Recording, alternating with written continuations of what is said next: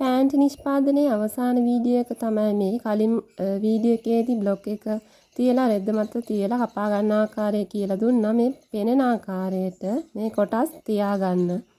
හොඳට බලාගෙන ඉන්න. ඉදිරිපස බ්ලොග් කොටසට තමයි මැද කොටස මේ ආකාරයට තියාගත්තේ.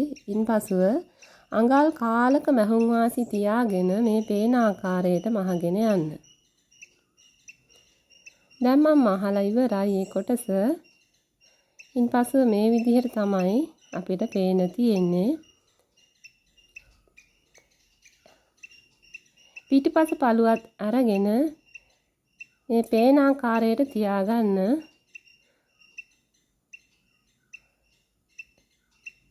මැද කොටසේ පිටිපස කොටසට ගැලපෙන ප්‍රමාණය මේ විදිහට තියලා රෙද්ද නමාගෙන මැද කොටසේ අනිත් පළුව ඊට උඩින් තියලා අඟල් කාලක මැහුම් වාසි එක්ක මහගෙන යන්න. අපිට නීට් එකට කිසිම මැහුමක් පේන්නේ නැති වෙන්න මේ ආකාරයට මහ ගන්න පුළුවන්. මං කියා දෙනට වැඩිය ඔයාලා හොඳට බලාගෙන ඉඳලා ඒක තේරුම් ගන්න.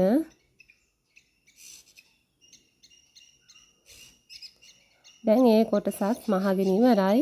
අනිත් පැත්ත පෙරළුවාට පස්සේ නීට් එකට කිසිම මැහුමක් පේන්නේ නැති වෙන්න අපිට මේ ආකාරයට තියෙනවා.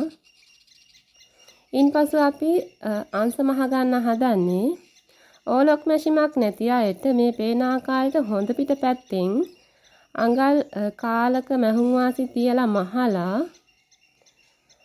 නූලක් විතර පොඩි ප්‍රමාණයක් හපලා ඉවත් කරලා කන පිට පැත්තෙන් මහගත්තාම හොඳ නීට් එකට මහ ගන්න පුළුවන්. ඔයාලා වෙළඳපොළට මේ පැන්ටි මහනවා නම් ඒ ආකාරයට මහ ගන්න.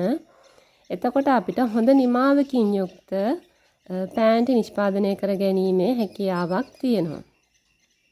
දැන් මං හොඳ පිට පැත්තෙන් මහලා පොඩි ප්‍රමාණයක් අපල ඉවත් කරා. ඉන්පසුව කන පිට පැත්තෙන් අඟා කාලට මේ පේන ආකාරයට අංශය මසාගෙන යන්න ඕනි. අංශ දෙක මේ ආකාරයට මහ ගන්න.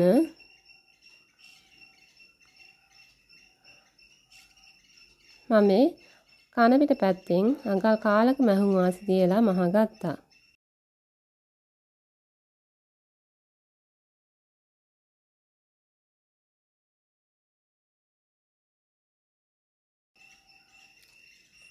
දැන් අපිට හොඳ නිමාවකින් යුක්ත පැන්ට් එකක් මසා ගැනීමේ හැකියාවක් තියෙනවා මේ ආකාරයට මහ ගත්තම.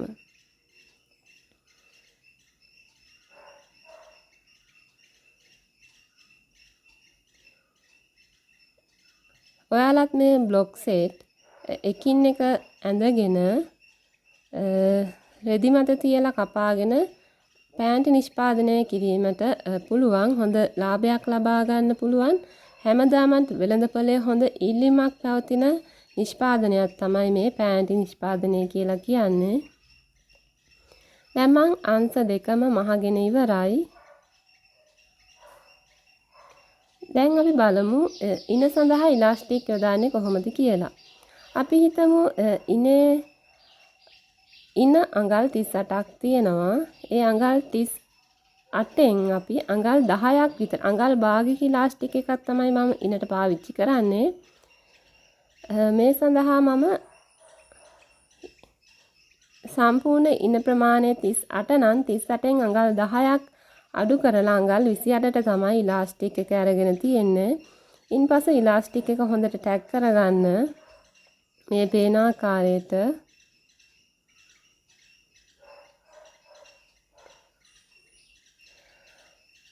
ඉන්පසුව ඉලාස්ටික් එක සමාන කොටස් 4කට බෙදා ගන්න ඕනි. ඒ වගේම කලිසමේ ඉනත් සමාන කොටස් 4කට මේ පේන ආකාරයට බෙදා ගන්න. ඉන සඳහා ඉලාස්ටික් යොදනකොට ඉලාස්ටික් එක ඇදෙන ප්‍රමාණය මත අපි අඩු කරන ප්‍රමාණය වෙනස් වෙනවා. ඒක ඔයාලා අත්දැකීමෙන් තමයි තේරුම් ගන්න ඕනි. මේ පේන ආකාරයට තියලා අඟල් භාගයක් ඇතුළට නමලා නැවත මේ පේන ආකාරයට නමා ගන්න. ඉන්පසුව ඉන මහගෙන යන්න. ඉලාස්ටික් එකේ සමාන කොටස් 4කට බෙදපු ප්‍රමාණයයි හලිසමේ ඉනේ සමාන ප්‍රමාණයයි එකින් එක සමපාත වෙන ආකාරයට තියලා මේ ආකාරයට ඉන වටේම මහගෙන යන්න. එතකොට අපිට ඉනේ රැලි සමාන ප්‍රමාණ වලින් ඉන වටේම විහිදිලා යන ආකාරයට හොඳ නිමාවකින් යුක්තව මසා ගැනීමේ හැකියාවක් තියෙනවා. දැන් මම ඉලාස්ටික් එකත් මහගෙන ඉවරයි. දැන් අපි කකුල සඳහා පාවිච්චි කරන ඉලාස්ටික් වල දිග කොහොමද තීරණය කරන්නේ කියලා බලමු. ඉස්සලාම කකුලේ තියෙන සම්පූර්ණ වට ප්‍රමාණය මැන ගන්න ඕනි. ඒ සම්පූර්ණ වට ප්‍රමාණයෙන් අඟල් 5ක් හෝ 6ක් මට තියෙනවා 24ක් 5ක් හෝ 6ක් අඩු කරලා තමයි අපි ඉලාස්ටික් ප්‍රමාණය ගන්න ඕනි. ඊට අදාළව ඉලාස්ටික් අපි ගන්නවා. ඉන්පසුව එම ඉලාස්ටික් එකත් හොඳට ටැග් කරලා කලින් ආකාරයටම සමාන කොටස් 4කට බෙදා ගන්න ඕනි. කකුලේ වට ප්‍රමාණයත් සමාන කොටස් 4කට බෙදාගෙන කලින් ආකාරයේ පරිදිම වටේ මහගෙන යන්න. ඔයාලා බලාගෙන ඉන්න හොඳට මම මහන්නේ කොහොමද කියලා.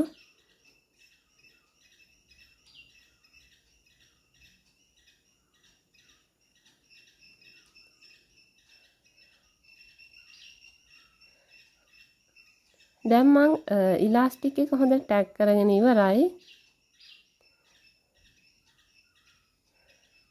සමාන කොටස් 4කට මම මේ මාක් කරනවා ඉලාස්ටික් එක.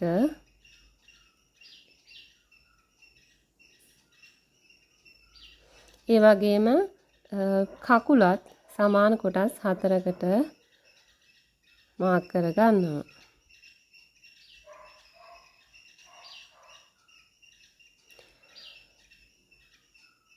දැන් මැද කලිසමේ මැද තමයි මම මේ ලකුණු කරන්නේ කකුලේ.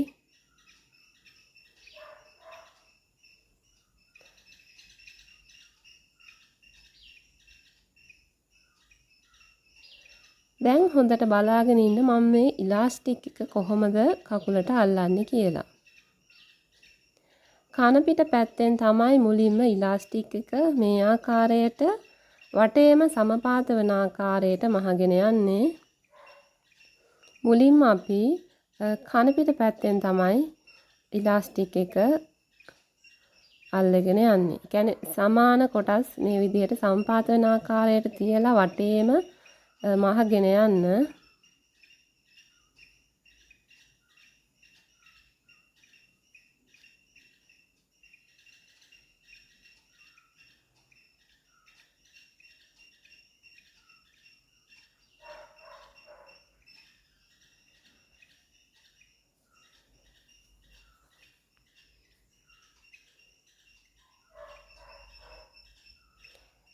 දැන් ඒ වටේ මහගෙන ඉවරයි. ඊට පස්සේ නැවත ඉලාස්ටික් එක අනිත් පැත්ත හරවලා, ඒ කියන්නේ හොඳ පිට පැත්තට හරවලා නැවත වටේම මහගෙන යන්න. එතකොට අපිට හොඳ නිමාවකින් යුක්තව කකුල මසා ගැනීමේ හැකියාවක් තියෙනවා. වැඩි කොටස් ටික අපි මේ ආකාරයට කපලා ඉවත් කර ගන්න ඕනි.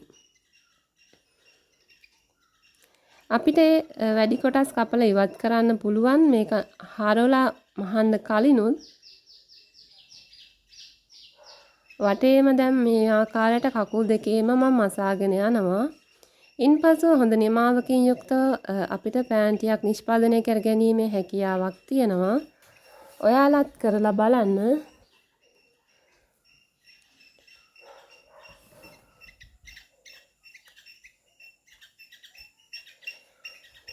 මං හිතනවා මම කියා දීපු බ්ලොග් ටික ඔයාලට ගොඩාක් ප්‍රයෝජනවත් වෙන්න ඇති කියලා.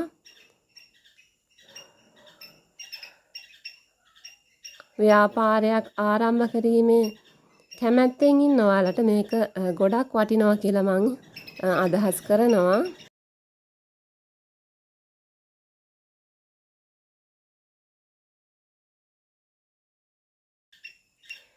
ඔයාලට මේ වීඩියෝ ප්‍රයෝජනවත් නම් මාව සබස්ක්‍රයිබ් කරන්න, මට කමෙන්ට් එකක් දාන්න. මේ වගේම වටිනා වීඩියෝ එකකින් නැවත අපි හමු වෙමු. එතකන් ඔයාලට සුබ දවසක්. බයි.